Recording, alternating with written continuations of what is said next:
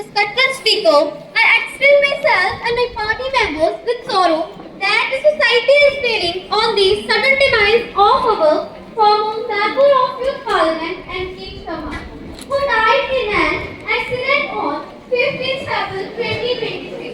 He was an eminent scholar, writer, and very good parliamentarian, and exercises my profession to sing of an active social and political worker. He worked vigorously for more than 2 decades for welfare and upliftment of scheduled caste and scheduled tribes. I should like to extend my deep condolences to his family. Quoting Khalid Sharif, बिछड़ा कुछ इस अदा से कि रुत ही बदल गई, एक शख्स सारे शहर को वीरान सा कर गया। माननीय अध्यक्ष महोदय, मैं आप और सदन के नेताओं के द्वारा अर्पित की गई श्रद्धांजलि में अपने आप को भी संयोजित करती हूँ। आज हम सबने एक दुखद समाचार सुना है जो हमारे देश की एकमात्र ऐसी प्रतिभा के निधन से जुड़ा है जिसने न केवल हमारे देश को गर्व महसूस करवाया बल्कि विदेशों में भी उच्च प्रतिष्ठा का प्रतीक बनाया। यह वाकई हृदय विदारक है और इसका असर महोदय हमारे देश के हर नागरिक पर गहरा पड़ेगा। लेकिन महोदय, इस कठिन समय में हम सबका प्रथम कर्तव्य बनता है उनके परिवार के साथ संवेदना व्यक्त करना। हम उनके साथ खड़े हैं और उनको सहायता समर्थन प्रदान करने के लिए तत्पर हैं। हम उनके शोक को समझते हैं और उनकी आंतरिक त्रासदी को महसूस करते हैं। श्री एन.के. शर्मा एक कुशल नेता व समाज सेवक थे। अपने जीवन काल में उन्होंने अनेक से गरीब तबके के लिए दिन रात काम किया। महोदय, साथ ही साथ वे एक प्रतिष्ठित और मान्य कवि और लेखक भी थे। अपने जीवन काल में उन्होंने अनेक सी रचनाएं लिखी और आज मैं उनकी ही कविता की कुछ पंक्तियों से उन्हें श्रद्धांजलि देती हूँ। कौन कहता है कि मैं मर जाऊंगा?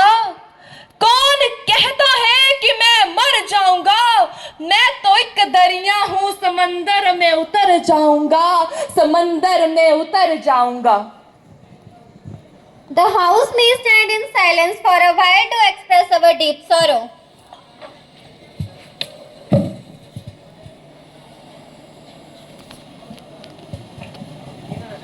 Secretary General may convey the message of condolences to the bereaved family.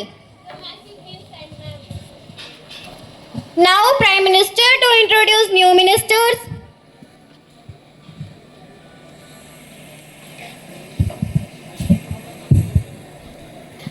Ms. Speaker Ma'am, I have pleasure in introducing to you and through you to the House my colleagues, the new ministers, Ms. Divya, Minister of Human Resource Development, and Ms. Harshita, Minister of Civil Supplies. Now the question hour starts. Question number 101, Ms. Dishita, please. आदरणीय अध्यक्ष महोदय जी, मैं आपके माध्यम से विदेश मंत्री से जानना चाहती हूं कि क्या हाल ही में हमारे पड़ोसी देश चीन द्वारा अरुणाचल प्रदेश सीमा क्षेत्र में भूमि कब्जाने की घटना हुई है, जिसकी कुछ रिपोर्ट्स अखबारों के माध्यम से छप रही हैं। यदि हाँ, तो इससे संबंधित क्या जानकारी है? क्या सरकार कोई कार्रवाई कर रही है या सिर्फ चैन की नींद सो रही है? कृपया सच क्या है सदन को जानकारी दें। माननीय अध्यक्ष महोदय जी, मैं आपके माध्यम से विपक्ष वालों को बता देना चाहती हूँ कि हम मानते हैं कि हमारा चीन के साथ सीमा विवाद है, परंतु माननीय सदस्य द्वारा लगाए गए आरोप गलत है। हम और हमारी सेना हम किसी को भी एक ही जगह पर कब्जाने नहीं देंगे। इसीलिए माननीय सदस्य जरा ब्रेक से काम करें। Question number 102, Ms. Diya, please. जमीन खिसक जाती है भैया, दिन दहाड़े पाँव से ताना मारती है घर में बीवी शौहर की कमाई पर। समझ में नहीं आता कि मैं क्या लिखूं महंगाई पर। सारा नुस्खा फेल हो गया पॉकेट पे कंट्रोल का। सारा नुस्खा फेल हो गया पॉकेट पे कंट्रोल का। सरकार हर महीने दाम बढ़ाती है डीजल और पेट्रोल का। लोग बड़ी मुश्किल से जिंदगी की बोझ ढो रहे हैं। हंसते हैं मजबूरी में, हंसते हैं मजबूरी में, पर दिल से रो रहे हैं। अब तो यकीन ही नहीं करता है कोई अपनी ही परछाई पर। समझ में नहीं आता कि मैं क्या लिखूं महंगाई पर। माननीय अध्यक्ष महोदय, आप यह कविता सुनकर जान ही चुके होंगे कि आज मैं किस विषय से संबंधित मुद्दे के बारे में आपके द्वारा सरकार से जानना चाहती हूँ। हम सभी जानते हैं कि तेल और गैस देश के आर्थिक विकास के लिए महत्वपूर्ण संसाधन है और उनकी कीमतों का बदलना आम जनता को सीधे प्रभावित करता है। तेल की बढ़ती कीमतों का असर हर जरूरी वस्तु की कीमत पर पड़ा है। अध्यक्ष महोदय, वर्तमान सरकार तो सत्ता में ही बढ़ती कीमतों का रोना रोकर जनता को गुमराह करके आई है, जबकि मौजूदा सरकार ने महंगाई के सारे रिकॉर्ड रो डाले। कैफी असली के शब्द, ऐसी महंगाई है कि चेहरा भी, ऐसी महंगाई है कि चेहरा भी बेच के खा गया अपना कोई। ऐसी महंगाई है कि बेच के अपना चेहरा भी खा गया है कोई। अब वो अरमान है, अब वो अरमान है ना वो सपने, सब कबूतर उड़ा ले गया है कोई, सब कबूतर उड़ा ले गया है कोई। जब ये सत्ता में थे तो महंगाई तो रिकॉर्ड हो रही थी, लेकिन जरूरी वस्तुओं की काला बाजारी के कारण आज जनता को जरूरी वस्तुओं के डाले पड़े थे। माइक लो, माइक माइक है रा। आने के बाद जरूरी वस्तुओं की कीमतों में कमी आई है और जहां तक बड़ी कीमतों की बात है तो थोड़े बहुत ही लाभ हुए हैं। लेकिन मैं माननीय सदस्य को बता देना चाहती हूँ कि राज्य सरकारें चाहे तो करों को कम करके और पेट्रोल और डीजल की कीमतों पर प्राप्त कर सकती है अध्यक्ष महोदय। और जहाँ तक बड़ी कीमतों की बात है तो अंतर्राष्ट्रीय बाजार के कारण यह खुशहाल अस्थायी है। माननीय सदस्य जी, जब आप सत्ता में थे तो महंगाई तो रिकॉर्ड तोड़ रही थी, लेकिन अब आप कविता का पाठ कर रहे हैं, यही आपकी नियति है। Question number 103 Jyoti please. अध्यक्ष महोदय, मैं आपके माध्यम से खाद्य एवं आपूर्ति मंत्री से यह पूछना चाहती हूँ कि ये सरकार बड़े ऊंचे ऊंचे वादे करके सत्ता में आई थी कि जरूरी वस्तुओं के दाम कम होंगे।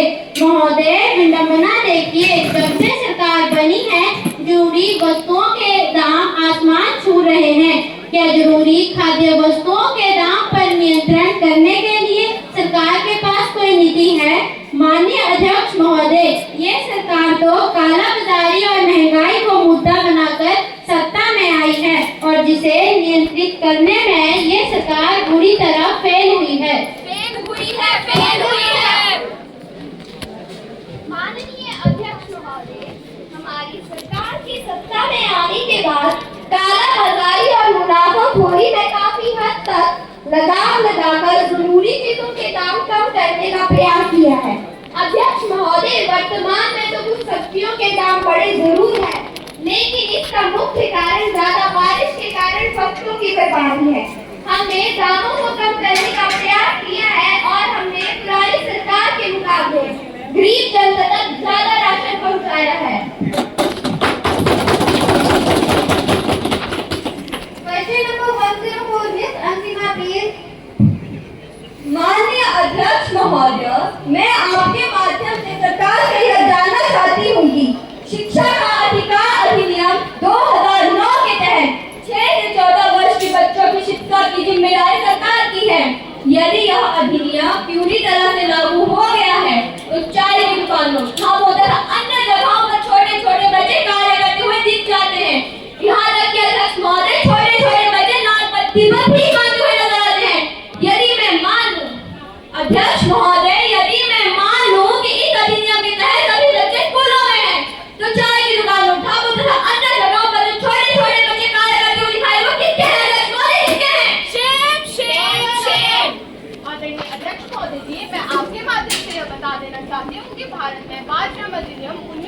से 14 वर्ष से कम उम्र के व्यक्ति के रूप में एक बच्चे को प्रभावित किया गया है। भारतीय बाल श्रम अधिनियम 1986 में यह बताया गया है कि बच्चे कितनी उम्र तक और कहां पर कार्य कर सकते हैं। संवैधानिक प्रावधान अनुच्छेद 24 जो किसी भी खतरनाक कार्य को करने की कड़ी निंदा करता है, यह अनुच्छेद बाल श्रम पर रोक भी लगाता है। अनुच्छेद 21(6) से 14 वर्ष अध्यक्ष महोदय अनुच्छेद 21(6) से 14 वर्ष के बच्चों को शिक्षा अधिकार भी देता है। अध्यक्ष महोदय, शिक्षा अधिकार अधिनियम 2009 के लागू होने के बाद 6 से 14 वर्ष के बच्चों को 100% अध्यक्ष महोदय 100% इनरोलमेंट का लक्ष्य रखा गया है। राज्य सरकारों को स्वर्ण शिक्षा अभियान के तहत राशि व दिशा निर्देश भी जारी किए गए हैं। माननीय सदस्य द्वारा उठाए गए सवाल पर सरकार पहले ही कार्य कर रही है और इसके लिए एक कमेटी के गठन पर सहमति बनी है। मैं आश्वस्त करती हूँ कि अगर ऐसी कोई घटना संज्ञान में आती है तो कड़ी कार्रवाई की जाएगी और बाल श्रम को लेकर कड़े कानून बनाए जाएंगे। Question number 105, Miss Meenakshi, please. मैं इस सभा में गृह मंत्री जी से महिला सुरक्षा के संबंध में एक सवाल पूछना चाहती हूँ। माननीय अध्यक्ष जी, हमारे देश में महिला उत्पीड़न पर दुनिया का सबसे सख्त कानून होने के बावजूद हर दिन लगभग महिला उत्पीड़न और बलात्कार की घटना आम हो गई है। सख्त कानून होने से क्या होगा साहिब कि सख्त कानून होने से क्या होगा साहिब जब हाकिम ने ही आंखें बंद कर रखी है। सरकार महिला सुरक्षा के मामले में हर जगह फेल हुई है। न फरियाद सुनी किसी ने, न फरियाद सुनी किसी ने। चौराहे पर इज्जत तातार हुई, वो रोती रही चिल्लाती रही, वो रोती रही चिल्लाती रही। न शिकायत हुई न फरियाद हुई। अन्याय जब हद हुआ, अन्याय जब हद हुआ, फिर एक बेटी राख हुई। कब तक अध्यक्ष महोदय, आखिर कब तक? इंसाफ के लिए कभी फंदे पर कभी जल मरेंगी बेटियां। महिला सुरक्षा आजकल एक चिंता का विषय है और हमें आपके द्वारा इस मुद्दे के बारे में जानने की उम्मीद है। कृपया बताएं कि सरकार कैसे महिला सुरक्षा को मजबूती देने के लिए कदम उठा रही है और क्या नए नीतिगत बदलाव हो रहे हैं। माननीय सदस्य जी, मेरा धन्यवाद है कि आपने महिला सुरक्षा के बारे में मेरे से लाइव नहीं किया आपने? नहीं। महिला सुरक्षा देश के लिए महत्वपूर्ण एवं प्राथमिक मुद्दा है और हमें इस पर गंभीरता से ध्यान देना चाहिए।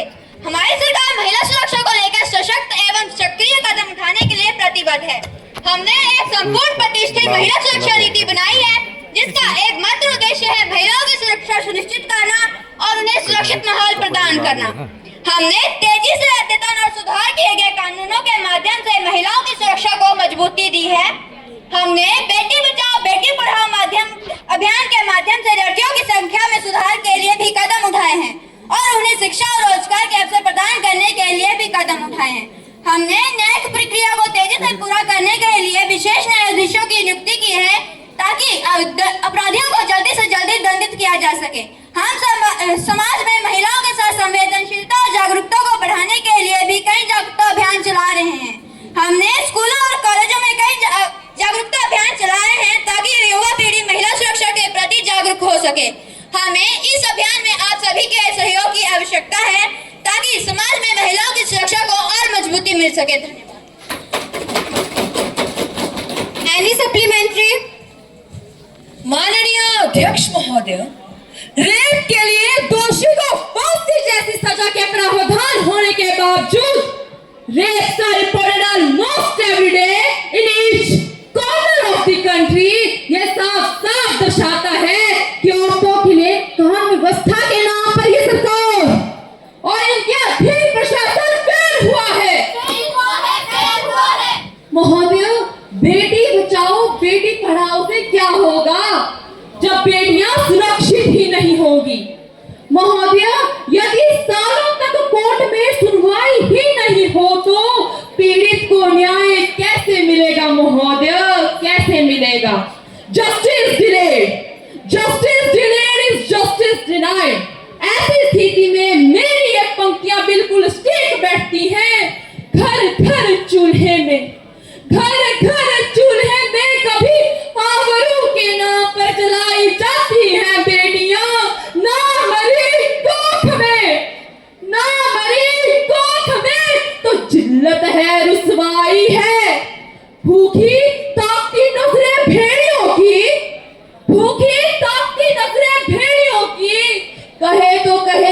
से अपना, जब माँ बाप के लिए पढ़ाई है, जब माँ बाप के लिए पढ़ाई है।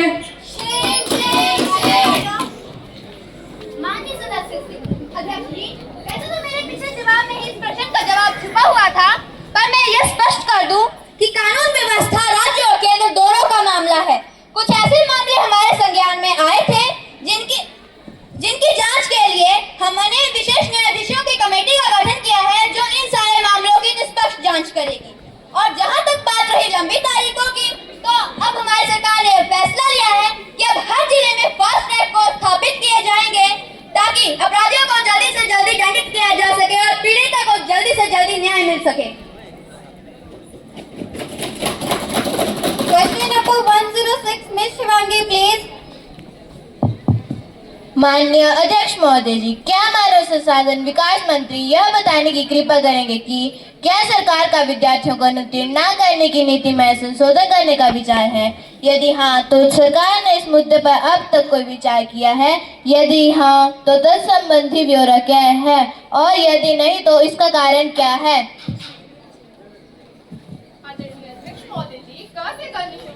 शिक्षा का अधिकार अधिनियम 2009 की धारा में 2009 की धारा 16 में प्रावधान किया गया है कि स्कूल में दाखिला किसी भी बच्चे को प्रारंभिक शिक्षा पूरी होने तक ना रोका जाए और ना ही निष्कासित किया जाए। अध्यक्ष महोदय, 2016 में सीएबी की बैठक में अधिनियम 2009 की धारा 16 में संशोधन करने पर बिल भी पास किया गया है, जो कि राज्यसभा में लंबित है।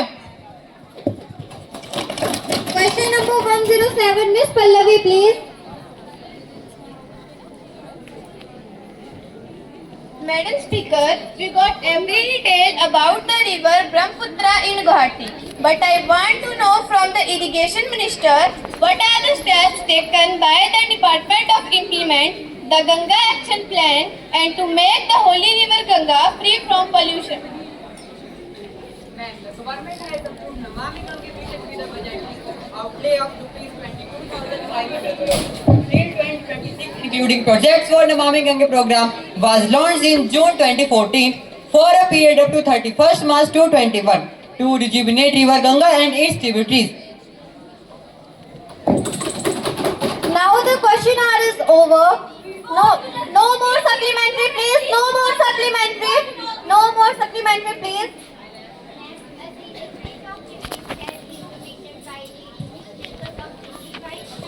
The recommendation of Public Accounts Committee. The paper has attributed by dishonest motives, and I request you to allow me to raise your question on that matter now. Miss Priya, have you given notice of it earlier? You may give due notice along with a copy of newspaper cutting, and I shall consider it. You cannot bring a surprise on me like this. I have already given notice of it at 10 a.m. It will be examined. When it comes to me, I shall consider it and let you know my decision. Now papers to be laid. Honorable Minister of Agriculture. Ma'am, I'd like to lay on the table a copy of drawing papers Hindi and English version under subsection 1619O of the Companies Act 2013. Review by the government on the working of the state from Corporation of India Limited, New Delhi for the year 2022-23. Annual report of the state from Corporation of India Limited, New Delhi for the year 2022-23, along with 15 audited accounts and the comments of the Controller and Auditor General thereon. Secretary to report message from Upper Chamber of Youth Parliament. Ma'am, I report the following message received from the Secretary of the Upper Chamber of Youth Parliament in accordance with the provision of the rules of procedure and conduct of business in the Upper House of Youth Parliament. I am directed to enclose a copy of the Illegal Migrants Determination by Tribunals Bill 2023, which has been passed by the Upper Chamber at its sitting held on 5th June 2023. Secretary to lay on the table a copy of the bill as passed by Upper Chamber at its sitting held on 5th June 2023. Ma'am, I lay on the table of the House the Illegal Migrants Determination by Tribunals Bill 2023 as passed by the upper chamber. Honorable members, I have to make an announcement on my own behalf of honorable members of the House. I have a great pleasure in extending our warm welcome to Honorable Foreign Minister, His Excellency Narayan Prakash Sound and Speaker of the Nepalese Parliament, and the honorable members of the Nepalese Parliamentary Delegation who are on a visit to India as our honored guests. The delegation arrived on Sunday, 11 June 2023. They are now seated in the special box. We wish them a happy and fruitful stay in our country. We also convey our warm greetings and very best wishes through them to people of Nepal. Now, let us take up the calling attention motion. Miss Dishita, please. I'd like to call the attention of Home Minister about the anger, protest, unrest and violence in the several parts of Manipur and action taken by government thereof. Ma'am, an ethnic clash erupted on 3rd May 2023 in few parts of Manipur. The situation is under control now. The government has taken several steps to control this situation. The Indian Army troop and the paramilitary forces are deployed to restore law and order. Miss Antima, please.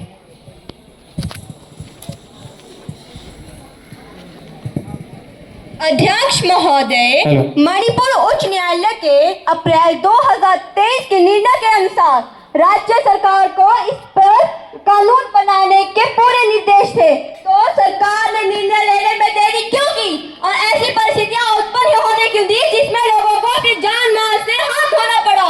क्या सरकार को ऐसी होने की कोई जानकारी नहीं थी? अध्यक्ष महोदय, मैं आपके माध्यम से बता देना चाहती हूँ कि यह घटना निंदनीय है और सरकार को सूत्रों से जानकारी भी थी और सरकार ने समय रहते संज्ञान लिया। दंगों को रोकने के लिए काम में आप रहे के लिए पहले से धारा 144 लागू कर दी थी और पुलिस बल को भी तैनात कर दिया गया था। हम दंगों को रोकने में कामयाब रहे, लेकिन कानून बनाना राज्य सरकार का विषय है और इस पर काम अभी भी जारी है। विपक्ष लगातार जनता को गुमराह करने की कोशिश करता रहता है। विपक्ष की भूमिका की भी जांच होगी जो लगातार सरकार को बदनाम करने की कोशिश करता रहता है। Miss Anshika will call the attention of Home Minister. माननीय महोदय, इन दंगों में जान माल के नुकसान और दोषी लोगों की पहचान कैसे होगी? A panel led by Chief Justice will investigate the violence, while a peace committee will be established under the chairmanship of Governor. The CBI will probe 6 cases related to conspiracy. the violence, ensuring a neutral investigation to rapidly uncover the root cause. Honorable Minister of Labour to introduce the bill.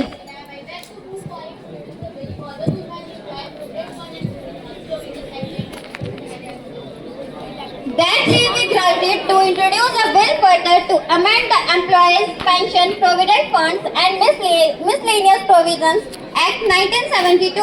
And those who are in favor will say aye. Aye. Those who are against, please say no.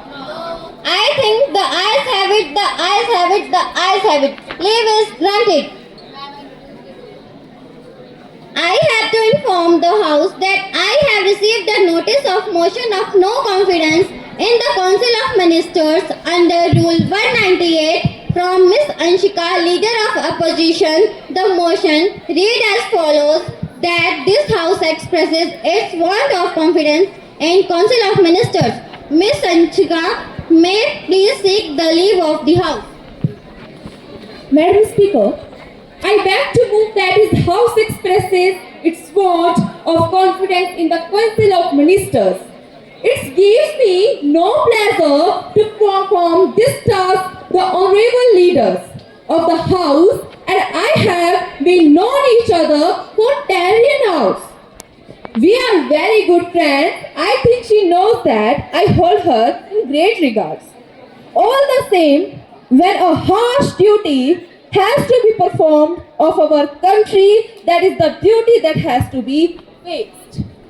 माननीय अध्यक्ष महोदय, जब ये सरकार सत्ता में आई तो उनकी बड़ी बड़ी घोषणा और बड़े बड़े वादों से देश में उम्मीद की किरण जगी थी कि कि ये सरकार देश को उन्नति के शिखर पर लेकर जाएगी। महोदय, उन्नति तो छोड़िए, आज देश घोर निराशा के दौर से गुजर रहा है। बढ़ती तेल की कीमतों और डॉलरों के मुकाबले गिरता हुआ रुपया, बढ़ती तेल की कीमतों और डॉलरों के मुकाबले गिरता हुआ रुपया, उपभोक्ता वस्तुओं के आसमान छूते भाव, विदेशी नीतियां अपनाना, पड़ोसी देशों के साथ संबंध। माननीय महोदय, गरीबी भूखमरी ने जनता में बेचैनी फैला दी है और विपक्ष को अविश्वास प्रस्ताव लाने के लिए बाध्य कर दिया है और नैतिकता की मांग है कि सत्ता में इस सरकार का कोई हक नहीं है। थोड़ा माइक हुई की वजह से डिस्टर्ब मिस संजना प्लीज। माननीय अध्यक्ष महोदय, विपक्ष के पास ना कोई संख्या है और ना ही कोई मुद्दा। इन्हें सत्ता में आने की इतनी जल्दी है कि संख्या वाला होते हुए भी अविश्वास प्रस्ताव ले आए हैं। यहाँ तक कि इनके पास इस चर्चा के लिए सदस्य ही उपस्थित नहीं तो क्यों ले आए ये प्रस्ताव और चर्चा ही नहीं करनी। हमारे साथ देश की जनता है और जनता सब देख रही है और आने वाले चुनाव में जनता इन्हें जवाब देगी और विपक्ष में बैठना ही अब इनका भाग्य होगा। जिन सदस्यों ने हमारा साथ दिया, मैं उनकी शुक्रगुजार हूँ। No more discussion. I shall put the motion moved by the opposition leader of the house to the board of the house. The question is that this house expresses its vote of confidence in the Council of Ministers. Those who are in favor will say aye. Those against will say no. No. Several members no. I think noes have it. The noes have it. The noes have it. Bill for consideration. शोर